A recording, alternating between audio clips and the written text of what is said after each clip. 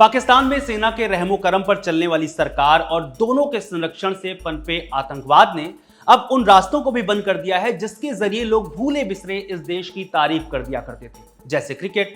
इसी साल 2025 की शुरुआत में जब 28 सालों बाद पाकिस्तान ने आईसीसी टूर्नामेंट होस्ट किया, माने चैंपियंस ट्रॉफी, तो भारत ने पूरी कोशिश की राजनीतिक रिश्ते जैसे भी हों मगर दोनों देशों के बीच क्रिकेट तो खेला ही जा सकता है, क्योंकि सरहद के दोनों ओर क्रिकेट के लिए जोश बराबर है।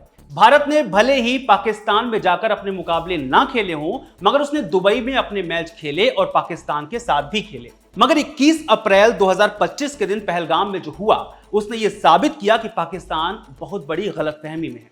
यही कारण है कि भारत ने इसी साल यानी 2025 के सितंबर महीने में होने वाले एशिया कप से खुद को अलग कर लिया है। द इंडियन एक्सप्रेस की एक खबर के मुताबिक भारत का तर्क यह है कि पाकिस्तान क्रिकेट बोर्ड के अध्यक्ष मोहसिन नकवी एसीसी यानी एशियन क्रिकेट काउंसिल के अध्यक्ष भी हैं, यानी ये एशिया कप 2025 उन्हीं के नेतृत्व में खेला जाएगा जो भारत को नामंजूर है। सिर्फ भारतीय पुरुष क्रिकेट टीम ही नहीं बल्कि इमर्जिंग विमेन एशिया कप से हटने का फैसला भी किया गया है जो श्रीलंका में इसी साल होनी है। हालांकि इन सब से दूर द टाइम्स ऑफ इंडिया की खबर के अनुसार बीसीसीआई सचिव देवजीत सैकिया ने इन खबरों से इनकार किया है।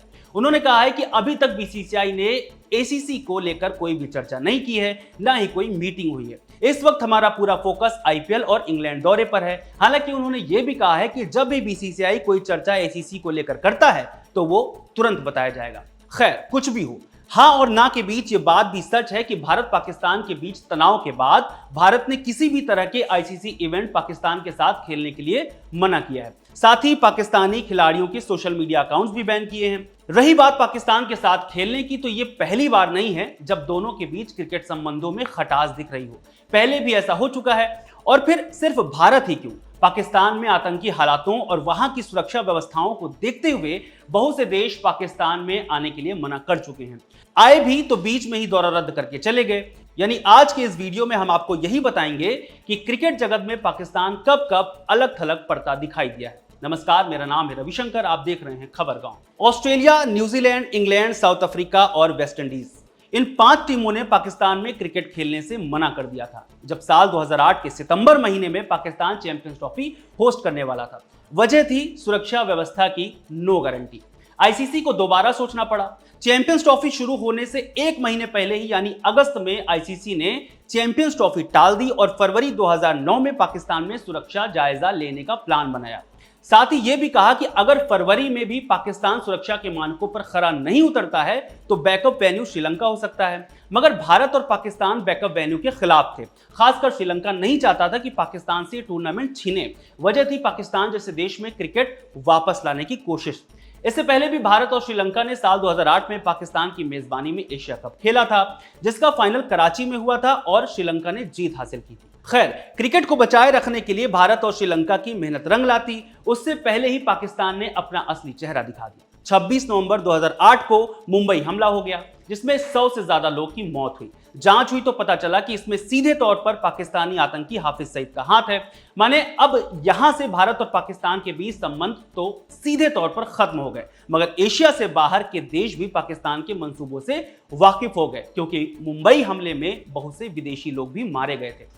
माने फरवरी 2009 में आईसीसी पाकिस्तान में सुरक्षा मानकों को जांचने के लिए दौरा करता, उससे पहले ही पाकिस्तान ने खुद को एक्सपोज कर दिया। फिर फैसला हुआ कि श्रीलंका इस टूर्नामेंट को होस्ट करेगा, लेकिन सितंबर अक्टूबर महीने में श्रीलंका में बारिश बहुत होती है, इसलिए श्रीलंका को भी कैंसिल किया गया। आखिरकार साउथ अफ्रीका का नाम सामने आया, क्योंकि 2007 में टी20 वर्ल्ड कप का पहला सीजन यहां बहुत शानदार तरीके से संपन्न हुआ था। आखिरकार चैंपियंस ट्रॉफी साउथ अफ्रीका में होस्ट हुई। उम्मीद थी पाकिस्तान अब सुधर जाएगा। इसी उम्मीद पर साल 2009 में श्रीलंका की टीम पाकिस्तान में 2 टेस्ट मैचों की सीरीज खेलने गई थी। श्रीलंकन टीम की तारीफ इसलिए भी है क्योंकि वो उस वक्त पाकिस्तान गई जब वहां क्रिकेट पूरी तरह से बिखरा हुआ था। आतंकी हमलों की तादाद बढ़ रही थी, कोई शहर, कोई संस्था बची नहीं थी। आत्मघाती हमलों से लोगों को बचाने का कोई ठोस तरीका नहीं दिख रहा था। देश में क्रिकेट का प्रशासन अपनी सबसे खराब स्थिति में था और ऐसा लग रहा था कि क्रिकेट भी पाकिस्तान के हालात की तरह ढलान पर जा रहा है। पिछले साल 2008 में डर की वजह से कई दौरे रद्द हो चुके थे। चैंपियंस ट्रॉफी को टाला गया और लाहौर से हटाया गया। कुछ तो टूटना ही था। 3 मार्च मंगलवार की सुबह आखिरकार वो पल आ गया, दूसरे टेस्ट मैच का तीसरा दिन। श्रीलंका की टीम होटल से लाहौर क्रिकेट स्टेडियम जा रही थी, तभी दर्जन भर नकाबपोश ने श्रीलंकाई टीम पर हमला कर दिया जिस बस से वो जा रहे थे। हमले में महिला जयवर्धने, कुमार संगकारा, अजंता मेंडिस, थिलन समरवीरा, थलंगा पन्नविताना और चमिंडावास घायल हो गए। नकाबपोश आतंकी श्रीलंका टीम का पीछा ही कर रहे थे।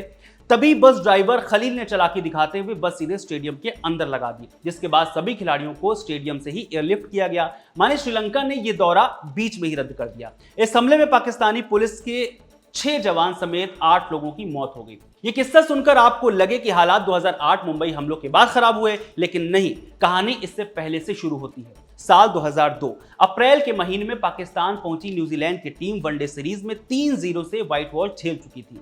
अब 2 टेस्ट मैचों की सीरीज खेली जानी थी 1 मई से। लाहौर में पहला मुकाबला पाकिस्तान जीत गया, दूसरा मुकाबला होना था कराची में 8 मई से। मगर मुकाबले से ठीक पहले जब न्यूजीलैंड की टीम होटल से ग्राउंड पर जाने की तैयारी कर रही थी, तभी होटल के पास खड़ी एक बस में धमाका हो गया, 14 लोग मारे गए।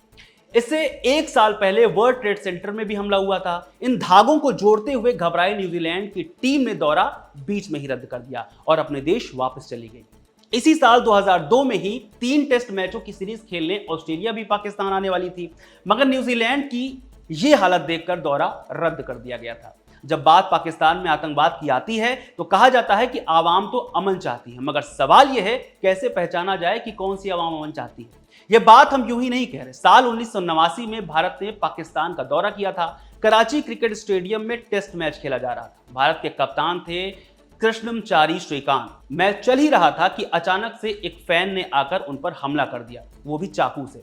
बाद में पता चला कि वो किसी धार्मिक संगठन का कार्यकर्ता है।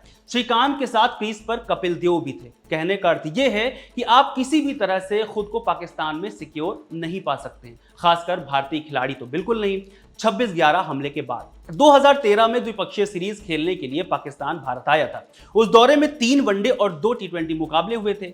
वनडे सीरीज में पाकिस्तान 2-1 से जीता था, जबकि टी20 1-1 से बराबर हो गई थी। लेकिन साल 2014 के बाद पाकिस्तान भारत के बीच क्रिकेट के रिश्ते सिर्फ आईसीसी इवेंट तक ही सीमित रह गए थे। हालांकि अब वो भी मुश्किल में पड़ते दिखाई दे रहे हैं। आखिरी बार भारत और पाकिस्तान ने कोई मुकाबला चैंपियंस ट्रॉफी में खेला था, जो पाकिस्तान ने ही होस्ट किया था। मगर भारत के सारे मुकाबले हुए थे दुबई में।